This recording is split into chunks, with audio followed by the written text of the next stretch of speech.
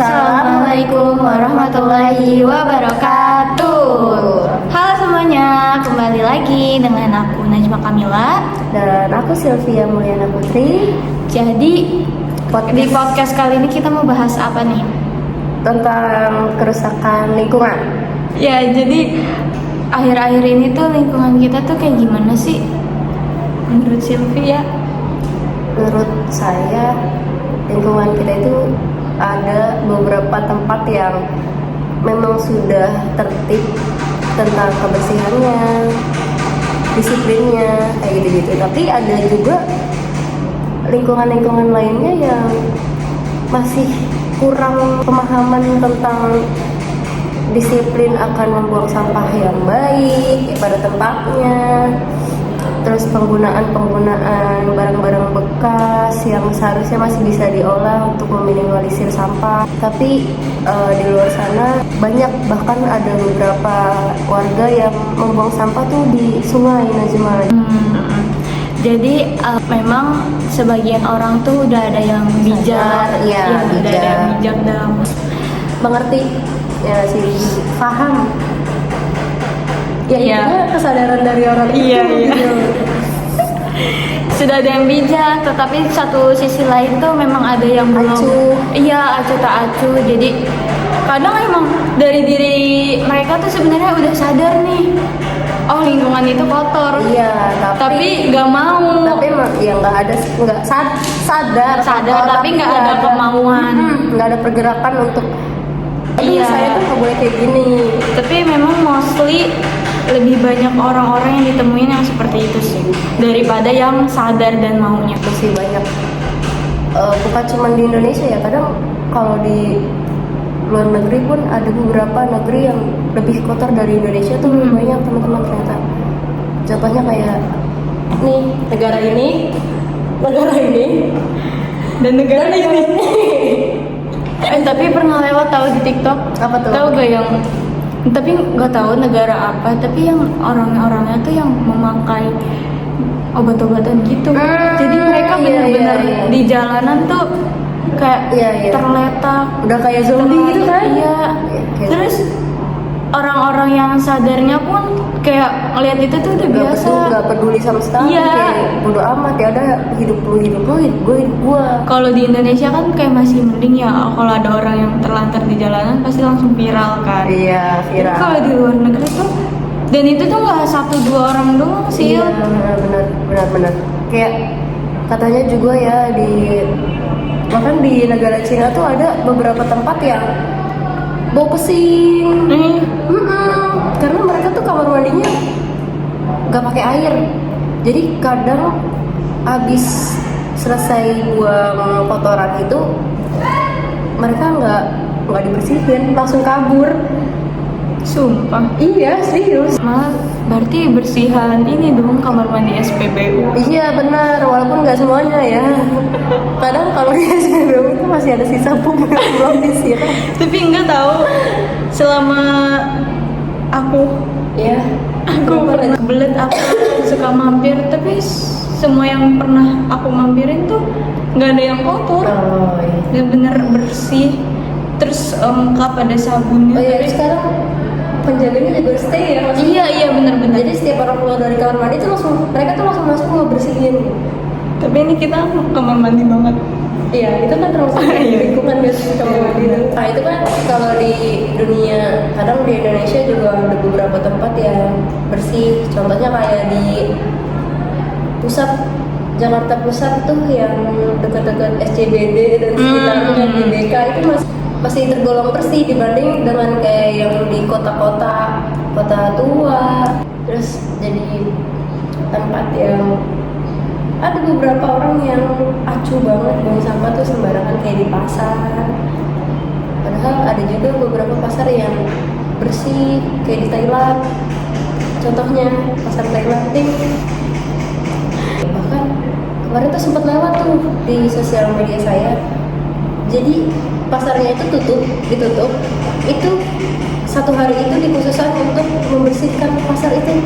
Jadi awalnya iya benar. Awalnya itu disapu-sapu, debu-debunya semuanya tuh di ini. Jadi pasar itu tutup cuman untuk membersihkan satu pasar itu.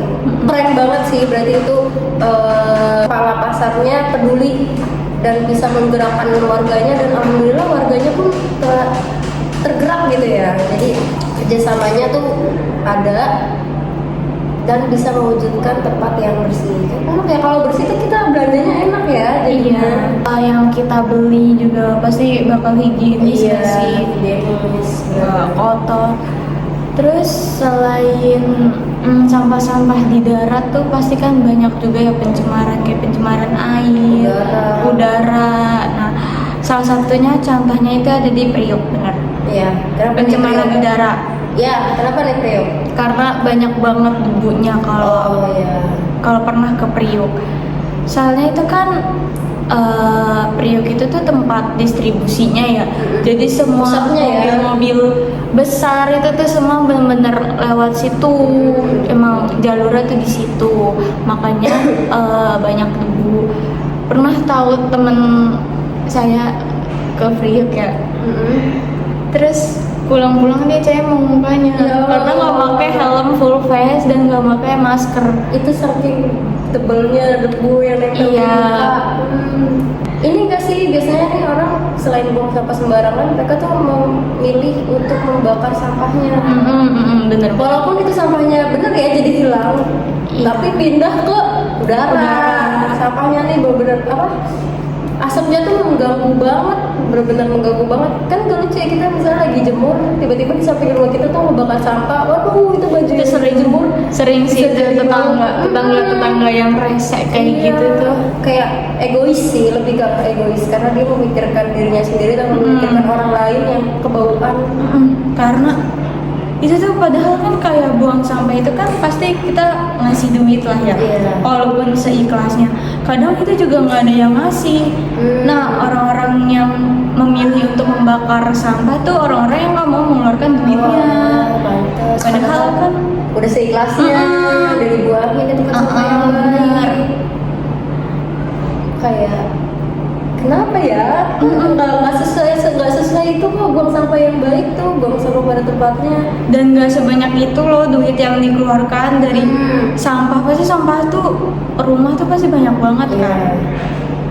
Nah kadang tuh kalau misalnya emang nggak pengen banyak sampah, kita tuh harus mengurangi penggunaan sampah-sampah plastik. Coba kalau jajan tuh kita bisa bawa tempat sendiri biar kita tuh nggak memperbanyak sampah-sampah yang ada di dunia ini gitu. Misalnya kayak sedotan plastik, sekarang udah ada kan sedotan stainless yang dari besi yang bisa dipakai berulang-ulang, bisa dicuci. Atau gelas, kita bisa bawa tumbler kemana-mana kayak gitu.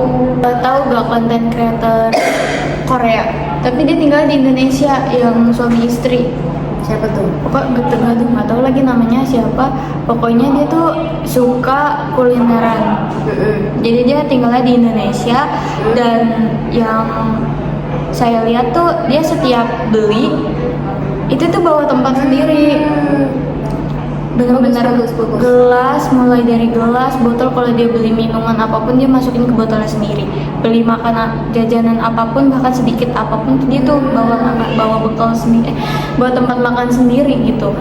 Kayak orang luar tuh lebih sadar daripada orang. Padahal ini kan Indonesia tuh negara kita ya, tapi yang menjaga masa orang luar gitu kan. Ngelihatnya tuh kayak malu gak sih? Selain dia bisa menggunakan tempat, dia juga bisa memotivasi orang tuh karena sih. dia dibuat konten ya.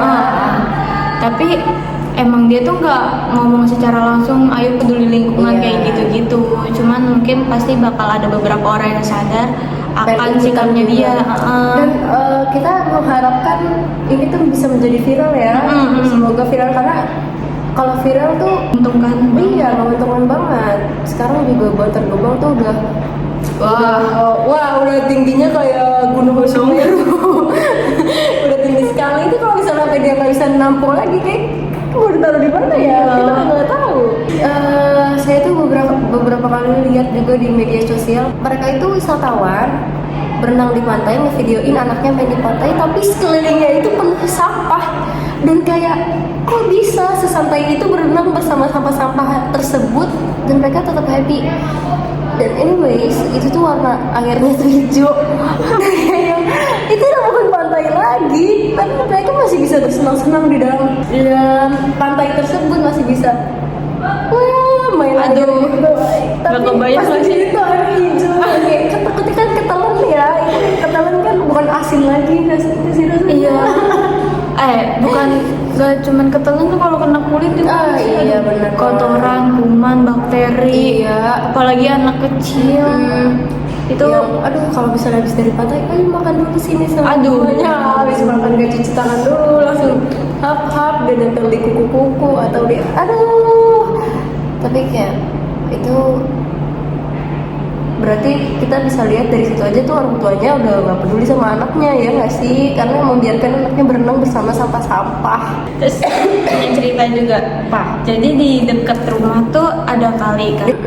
Nah, dimana setiap seminggu sekali tuh ada apa sih namanya, kerja bakti kayak membersihkan kali itu. Tapi misalkan nih jadwalnya tiap hari Minggu, tapi sebelum hari Minggu berikutnya itu tuh udah ada sampah lagi. Ya ampun. Ngerti nggak sih, kayak itu kan rajin dibersihin, tapi kenapa tetap ada sampah? Tapi kalinya itu ngalir nggak?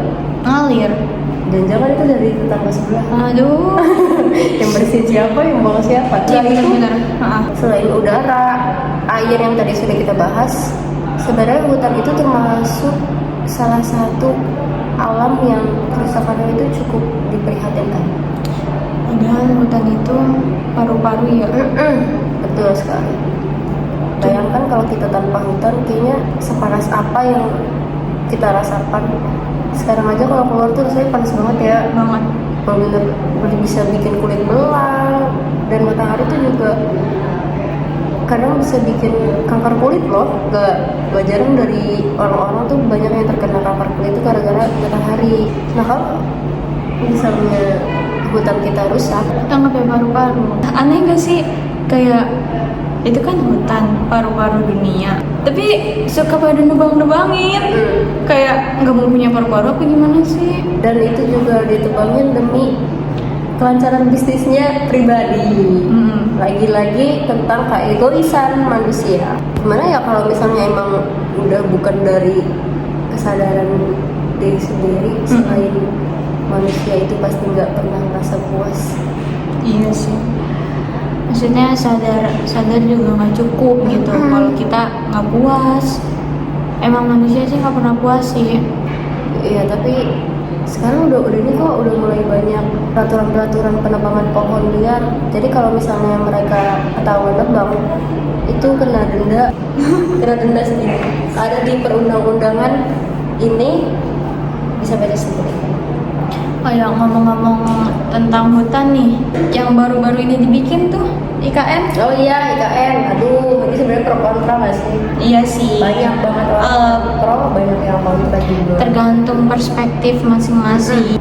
Jadi IKN ini kan dibangun atas lahan yang memang berstatusnya tuh hutan. Terus dibangun untuk menjadi sebuah kota. Iya. Yang dimana hutan tersebut dan kalau misalnya kita mau bikin kota tuh nggak mungkin kan kita nebang cuma 1, 2, 3 pohon gitu ya. Nggak mungkin, pasti hektaran, beratus-ratus pohon yang harus ditebang. Nah, itu tuh kayak pasti di wilayah tersebut yang akan dibangun IKN kan akan merasakan perubahan yang akan sangat drastis ya. Contohnya mungkin mereka pagi-pagi harusnya udah merasa adem dengan udara yang baru, embun yang baru, suhu yang dingin gitu. Tapi ternyata setelah dibangun di kota-kota, pasti kita akan merasakan perubahan suhu di tempat tersebut. Jadi makin panas. Jadi kayak itu tuh salah satu visinya Bapak Joko Widodo yang memang ada negatifnya, ada positifnya. Positifnya ya Jakarta jadi nggak terlalu macet nih dibanding yang sekarang, karena ininya pindah, jadinya bisa nanti bisa buat Jakarta tuh lebih istirahat lah tentang polusi yang kotor dan debu. Sadar nggak sih Najwa, sekarang tuh kalau misalnya pagi pun kalau kita ada di gedung-gedung yang tinggi, kita ngeliat langit tuh kayak ketutupan gitu, kayak asap bukan gitu. kabut lagi, tapi warnanya tuh hitam. Tapi untung ya sekarang tuh akhir-akhir ini udah sering hujan. Iya. Jadi ya lumayan lah terbersihkan. Lumayan hilang lah debu-debu itu. Tapi anehnya sekarang tuh harusnya bukan musim hujan kan? Oh iya. Iya, bulan ini tuh sebenarnya bukan musim hujan, musim kemarau loh jatuhnya. Juni Juli itu kan panas. Kan dari kemarin kita hujan ya. Oke, jadi kan kita udah cerita-cerita banyak banget ya kerusakan lingkungan yang terjadi gitu, bahkan di sekitar kita. Ada nggak upayanya untuk mengatasi kerusakan tersebut nih? Jelas pasti ada upaya-upaya yang kayak waktu SD tuh kita belajar nih. Iya, secara nggak sadar. Terus kayak, oh ternyata kita dari kecil udah diajarin gitu. Jadi ada program apa sistem sih? Sistem 4R. Dan itu pun kayak kita baru tahu pas udah gede, walaupun kita udah ngelakuin waktu kecil nama-namanya. Jadi yang pertama itu ada reduce. Yes. Reduce itu kayak kita mengurangi pembelian barang yang cuma sekali pakai. Kayak yang tadi udah kita bilang tuh, kalau kita beli air minum ya kalau bisa kita buat tumbler. Kalau beli makanan kalau bisa kita buat tempat makan bekal sendiri. Iya. Gitu. Jadi kita mengurangi sampah-sampah plastik atau sampah yang benar-benar susah banget diolah. Terus yang kedua ada reuse. Yes. Reuse itu kita beli barang yang memang bisa dipakai berkali-kali. Misalkan kalau kita ke supermarket pasti kan udah nggak ada kantong plastik kan, Iya, ke semua supermarket tuh. Jadi ada yang kayak kantongan yang kertas atau enggak yang kain. Nah, usahain tuh beli yang kain aja walaupun memang lebih murah dari yang kertas, tapi kan itu kan bisa dipakai berkali-kali dan kuat juga nggak sih? Itu contohnya reuse. Yang ketiga ada apa nih? Recycle. Oke, recycle. Recycle itu penggunaan kembali barang yang sudah tidak terpakai. Ya kan Najma? Ya, kayak mendaur ulang barang tersebut agar jadi barang yang berguna dan bisa dipakai. Contohnya kayak sekarang tuh kan ada galon-galon yang terbuat dari plastik. Itu kalau misalnya udah nggak dipakai kan sayang banget ya, dibuang. Nah, itu tuh bisa kita gunain untuk pot, jadi tanaman, atau jadi wadah ember. Oh ya, waktu itu sempat lewat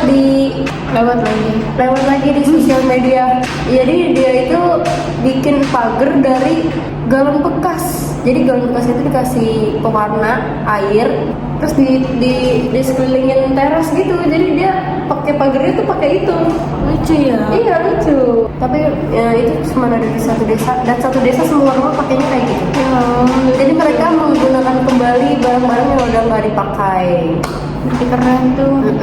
Kreatif ya, ada aja pikirannya. Jadi biasanya juga kalau misalkan kita KKN pasti kita bakal bikin-bikin kayak gitu nggak sih? Apa aja lah misalkan dijadiin gapura dari barang-barang bekas gitu. Terus yang keempat ada replant. Itu kayak yang tadi kita ceritain nih, tetangga samping tuh suka ngebakar sampah, padahal sampah-sampahnya itu tuh bisa ditanam gitu teman-teman. Setelah ditanam sampah itu jadi kompos. Kompos itu bisa jadi apa? Menyuburkan tanah tersebut. Betul. Jadi itu sih beberapa upaya-upaya yang dari kecil sampai besar yang bisa kita lakuin dari sekarang. Ya kalau bukan kita, siapa lagi? Iya. Terus peran generasi muda nih, ada nggak pesan-pesan untuk generasi muda seperti kita? Ya terutama buat kita berdua. Iya, Buat kita berdua tentunya. dan teman-teman yang menonton podcast kita. Pesannya, kita jangan mengandalkan orang lain untuk menyelamatkan bumi kita, sedangkan kita acuh. Contohnya Najma? Contohnya itu pasti tahu sih, Pandawara, karena itu udah viral banget. Pandawara. Nanti kita besok undang Pandawara ya. Iya. Jadi viral banget karena dia tuh masih muda banget. Nggak muda banget sih, maksudnya anak-anak muda yang turun langsung bersihin kayak sungai-sungai, kali-kali gitu. Dan udah banyak banget ya yang dia bersihin. Iya, benar-benar banyak banget yang udah dia bersihin. Terus karena mereka ini banyak yang ikutin, Iya, ikut banyak. bikin konten juga tentang bersih-bersihin lingkungan. Tapi namanya banyak gitu ya orang Indonesia, mereka menuai komentar negatif kayak cuman bikin konten doang, aslinya nggak dibersihin. Ya Allah, padahal dikasih before after loh ya. Before itu sampahnya numpuk, afternya tuh udah benar bersih banget. Iya, dan sepanjang durasi pun kita diliatin kok yang memang yang bersihin tuh bukan mereka doang, Iya. banyak masyarakat pun yang Yang ikut ikut. Terus orang-orang yang berkomentar negatif tuh pasti apaan sih, dia suruh turun langsung lah, jangan komentar doang, nonton doang bisanya. Jadi ayo anak muda, kita termotivasi juga gitu. Gak apa-apa, nggak usah dibikin konten. Di rumah kita aja dulu kita praktekin, di lingkungan kita, di sekolah, di kampus, di kantor. Iya, jadi kayak mulai hal-hal kecil tuh bisa loh kalian lakukan, dan itu bermanfaat banget. Jadi bisa lumayan lah banyak mengurangi sampah gitu. Karena kalau bukan kita, Siapa lagi? kalau bukan sekarang, Kapan lagi? yeay. Nah, sekian dari podcast kami. Semoga kalian semua juga tidak hanya menonton tapi tergerak hatinya untuk peduli akan lingkungan. Betul, semoga Terutama kita. Iya. Kita juga. Ya, semoga. Semoga podcast kali ini tuh bermanfaat. Amin. Buat teman-teman yang menonton sampai akhir. Oke, sekian dari kita berdua. Iya. Kurang lebihnya mohon maaf. Billahi fisabilillah haq fastabiqul khairat. Wassalamualaikum warahmatullahi wabarakatuh. Tutup sih.